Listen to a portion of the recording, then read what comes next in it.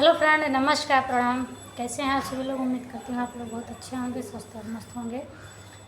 मैं पूनम मोदी सिंगर अपने YouTube channel पर आप सभी का तहे दिल से स्वागत, वंदन, अभिनंदन करती हूँ। और मैं आज आप सभी के बीच में एक बहुत ही प्यारा, सुंदर सा और बहुत ही धमाकेदार नाच गीत लेकर आई हूँ। तो फ्रेंड, गीत को पूरा सुनिएगा और जैसा भी लगेगा कमेंट बॉक्स में ज़रूर बताइएगा।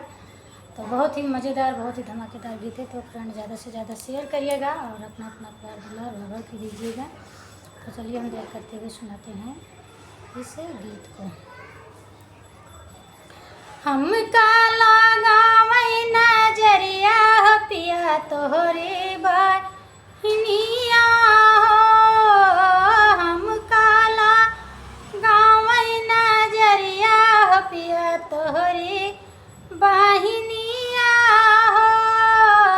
सड़िया जो पहनो तो दाम वो पूछे, सड़िया जो पहनो तो दाम वो पूछे।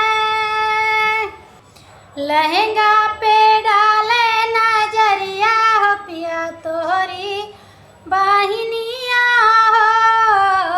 लहंगा पे डाले नजरिया हो पिया तोहरी बहनिया हो। हम काला गावै नजरिया हो पिया तोहरी बहनिया हो।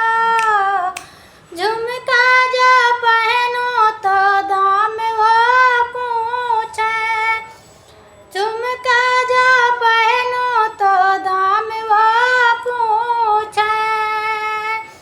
हरवा पे डाले नजरिया हो बलम तोहरी बहनिया हो।